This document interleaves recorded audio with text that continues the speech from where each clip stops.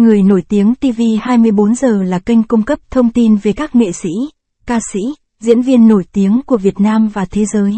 Hãy đăng ký kênh của chúng tôi để cập nhật tin tức nhanh nhất trong 24 giờ. 10 bộ phim đạt điểm cao nhất của Đàm Tùng Vận. Từ trường học đến nơi làm việc, chúng tôi sẽ chăm sóc trái tim và nước mắt của bạn. Đàm Tùng Vận đã đóng vai chính trong bộ phim truyền hình nào? Là một diễn viên được khán giả yêu mến. Đàm Tùng Vận đã tạo nên nhiều vai diễn ấn tượng trong sự nghiệp diễn xuất của mình và tham gia nhiều bộ phim truyền hình với nhiều phong cách và chủ đề khác nhau. Từ một cô gái lập dị trong các bộ phim về thanh thiếu niên ở trường, đến một người phụ nữ mạnh mẽ trong các bộ phim về gia đình, đến một nhân vật thông minh và sắc sảo trong các bộ phim ly kỳ. Cô ấy xử lý nhiều loại cốt truyện khác nhau bằng kỹ năng diễn xuất vững chắc của mình. Hãy cùng xem xét chi tiết bộ phim truyền hình có sự tham gia của Đàm Tùng Vận. Xem lại hành trình tuyệt vời trên màn ảnh của cô và xem cô đã gây ấn tượng với khán giả như thế nào bằng sức hút diễn xuất độc đáo của mình trong những bộ phim này. 1. Một là điều tuyệt nhất của chúng ta, Ghen Ghen và Yêu Hua, Ánh Trăng Trắng Vĩnh Cửu. Trong giải ngân hà phim thanh xuân rực rỡ. The Best of USA chắc chắn là một trong những bộ phim chói sáng nhất, và cảnh cảnh do Đàm Tùng Vận thủ vai chính là ánh trăng trắng vĩnh hằng trong lòng vô số khán giả. Năm 2016, bộ phim chuyển thể từ tiểu thuyết cùng tên của Trương An Kỳ bất ngờ ra mắt và ngay lập tức tạo nên làn sóng hoài niệm tuổi trẻ trong khán giả. Đàm Tùng Vận, khi đó 26 tuổi, đã thành công trong việc khắc họa cô học sinh trung học 16 tuổi Ghen Ghen với khuôn mặt trẻ thơ và vẻ nữ tính tự nhiên. Cô và Liêu Hao Rang thành lập Genhua Chính Phú và kể câu chuyện trong sáng và đẹp đẽ về tình yêu thầm kín thời thanh xuân. Cảnh cảnh trong vở kịch là một cô gái bình thường, xinh đẹp. May mắn được vào trường trung học phổ thông Chấn Hoa vì đảm bớt do dịch SARS. Khi mới bước vào trường, đối mặt với một môi trường toàn những sinh viên giỏi nhất, cô có chút bối rối, nhưng cô luôn có kỳ vọng cho tương lai. Đàm Tùng Vận đã sử dụng lối diễn xuất tinh tế và nhẹ nhàng để diễn tả từng cung bậc cảm xúc và chuyển động nhỏ nhất của cảnh cảnh một cách chân thực và tự nhiên. Trong lớp, cô bé hơi nhíu mày khi không hiểu toán, lý, hóa, khi nhìn thấy Dư Hoài, trong mắt cô bé vô thức hiện lên niềm vui và sự ngại ngùng khi ở bên bạn bè. Sự chân thành và hoạt bát không chút che giấu của cô bé khiến mọi người cảm thấy như đang nhìn thấy chính mình trước đây. Đặc biệt là câu anh ấy là người tuyệt vời nhất của anh ấy khi đó. Và tôi là người tuyệt vời nhất của tôi sau này. Nhưng giữa những người tuyệt vời nhất của chúng tôi, có cả một thanh xuân. Dù tôi có chạy bao xa, tôi cũng không thể vượt qua được phải đưa tay ra và nói lời tạm biệt, đã chạm đến trái tim của nhiều người và khiến vô số khán giả khóc vì câu chuyện của Cảnh Cảnh và Dư Hoài. Nhờ bộ phim này, Đàm Tùng Vân đã thành công thoát khỏi vòng luẩn quẩn, và số điểm cực cao 8,9 trên Đao Bần vẫn là chuẩn mực không thể vượt qua đối với phim thanh xuân trong nước. 2. Thiếu nữ toàn phong, cô gái năng động Phan Xiao Yên. Trong Thiếu nữ toàn phong, Đàm Tùng Vận đã hóa thân thành cô nàng Phạm Tiểu Anh năng động, mang đến niềm vui bất tận cho khán giả. Được bao quanh bởi một nhóm diễn viên trẻ đẹp trai như Dương Dương và Bạch Tĩnh Đình, Phạm Tiểu Anh do Đàm Tùng Vận thủ vai đã thành công nổi bật với tính cách sành ăn gây độc đáo của mình. Cô là bảo vật sống của sông Bai Doro. Cô có tính cách kỳ quặc và vô tư, nói thẳng nói thật và hành động vội vã. Tình bạn sâu sắc của cô với Ki Bai Cao thật cảm động. Chính Tiểu Anh là người không chút do dự đón nhận cô và cho cô một nơi trú ẩn ấm áp. Trong vở kịch, đường tình duyên của Phạm Tiểu Anh cũng rất bắt mắt. Chính Phú Anh Phong do cô và Hồ Dịch Phong do Ngô Lỗi thủ vai tạo thành, vô cùng ngọt ngào. Hai người ban đầu là đánh nhau và ghét nhau. Nhưng sau đó biến trò giả tạo của họ thành hiện thực và trở thành một cặp đôi ngọt ngào. Từng chi tiết nhỏ trong thời gian bên nhau của họ đều tràn ngập sự phấn khích và vẻ đẹp của tuổi trẻ. Đàm Tùng Vận thể hiện trọn vẹn sự thẳng thắn và nhiệt huyết của Phan Xiao Yên. Mỗi nụ cười, niềm vui, sự tức giận, nỗi buồn và niềm vui của cô đều cực kỳ dễ lây lan, khiến khán giả không khỏi đắm chìm vào thế giới của cô. Với vai diễn này, Đàm Tùng Vận đã giành được giải thưởng Hoa Đỉnh cho nam diễn viên mới xuất sắc nhất. Đánh dấu bước tiến vững chắc trong sự nghiệp của âm mưu trang phục cổ đại. 3. Cẩm y chi hà, sự tiến hóa của một cảnh sát của Viên Cẩm Hà. Năm 2019, bộ phim truyền hình Cẩm y chi hà bất ngờ ra mắt và trở thành ẩn số trong ngành phim cổ trang. Vai diễn viên Cẩm Hà của Đàm Tùng Vận trong phim đã để lại ấn tượng sâu sắc trong lòng khán giả. Bộ phim có số điểm Download là 7,5 điểm và số lượt đọc chủ đề này trên Weibo đã vượt quá 10 tỷ, điều này cho thấy mức độ phổ biến của nó. Viên Cẩm Hà, một nữ thám tử của Liễu Thần Môn, là người lập dị. Thông minh và với lòng kiên trì theo đuổi công lý, cô đã chiến đấu để vượt qua chế độ quan liêu của nhà Minh, nơi đầy rẫy âm mưu và nguy hiểm. Trong vở kịch, cô và Lục Nghi Cẩm y vệ do Nhậm Gia Luân thủ vai đã quen biết nhau vì một vụ án. Từ lúc đầu không ưa nhau đến sau đó, sự tương tác giữa hai người tràn ngập niềm vui và ngọt ngào. Cảnh nổi tiếng 6 nhân dân tệ một cân tôm khiến người hâm mộ phấn khích. Đàm Tùng Vận đã thể hiện hết sự thông minh của Viên Cẩm Hà. Sự tập trung và nghiêm túc khi đối mặt với vụ án, sự tinh nghịch và đáng yêu khi cãi nhau với Lục Nghi, và sự dũng cảm và không sợ hãi khi gặp nguy hiểm của cô. Mọi chi tiết đều được cô diễn giải vừa phải. Trong quá trình điều tra, cô đã nhiều lần giúp Lục Nghị giải quyết khủng hoảng bằng khả năng quan sát nhạy bén và khả năng suy luận tuyệt vời của mình. Và hai người dần dần phát triển mối quan hệ sâu sắc khi sát cánh chiến đấu. Và khi đối mặt với công lý của gia đình và đất nước, Viên Cẩm Hà đã thể hiện lập trường và trách nhiệm kiên định. Cùng Lục Nghị bảo vệ đất nước và nhân dân. Tình cảm lớn lao này của một người nhỏ bé khiến khán giả càng thêm yêu mến cô. 4. Phản công của con gái thứ 11 nương. Trong Thanh Kiếm và Gấm, Đàm Tùng Vận lần đầu tiên thử thách bản thân trong một bộ phim tình cảm gia đình. Vào vai phi tần La Thập Nhất Nương, bắt đầu một hành trình phản công ly kỳ. Bộ phim này có sự tham gia của Chung Hán Lương, kể về câu chuyện huyền thoại về hôn nhân trước rồi mới đến tình yêu. La Thập Nhất Nương sinh ra trong một gia đình bình thường, là phi tần không được sủng ái của nhà họ La, nhưng nàng lại sở hữu trí tuệ và sự kiên trì vượt xa người thường.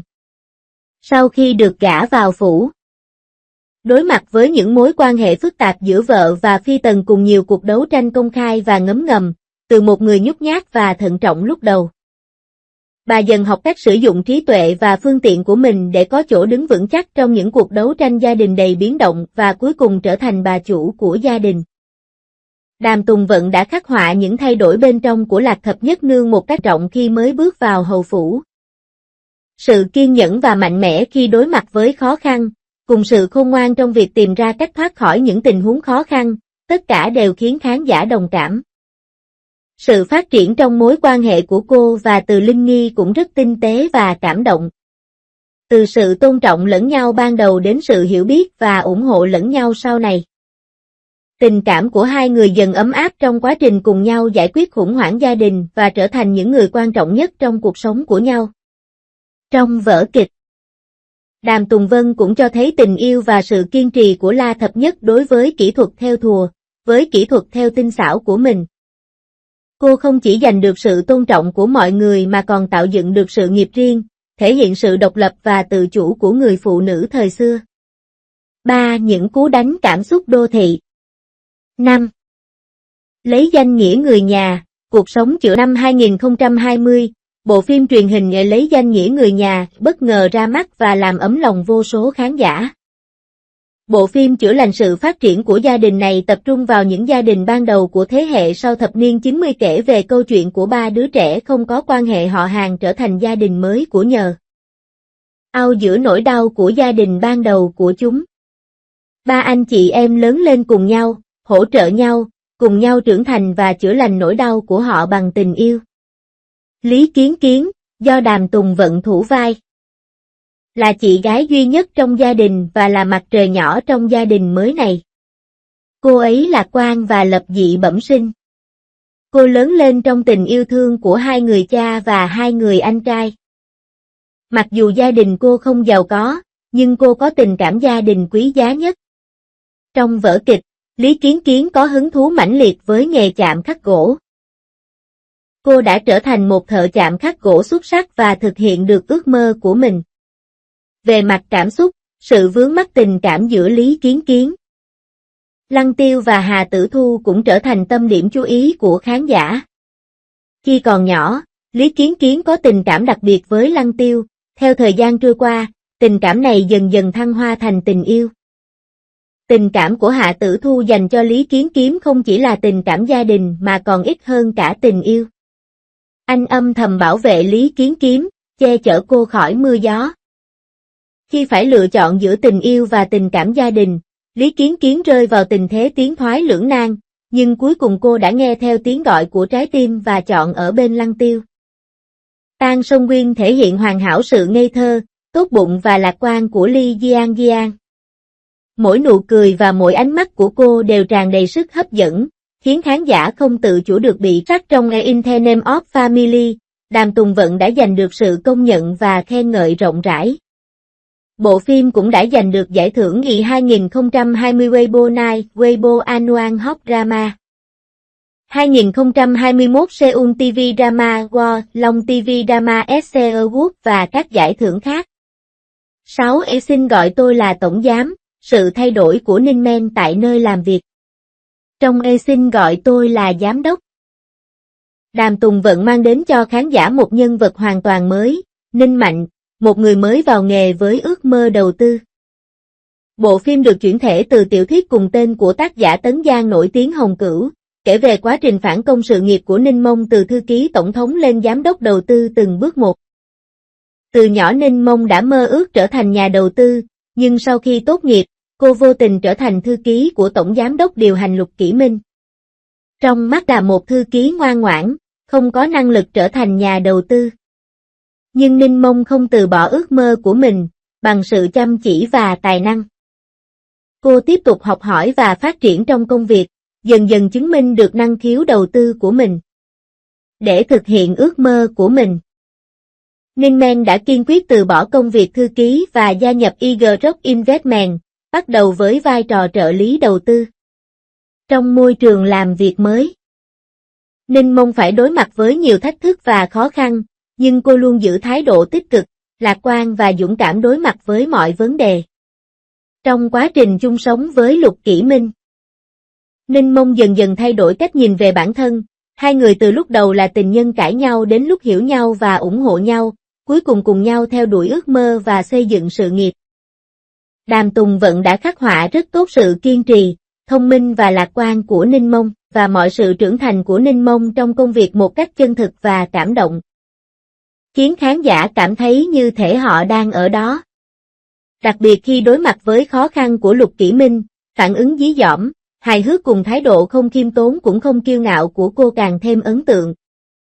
Sau khi phát sóng, tỷ suất người xem của phim vẫn là cao nhất trong số các phim truyền hình chiếu vào giờ vàng của kênh đơn trên truyền hình vệ tinh.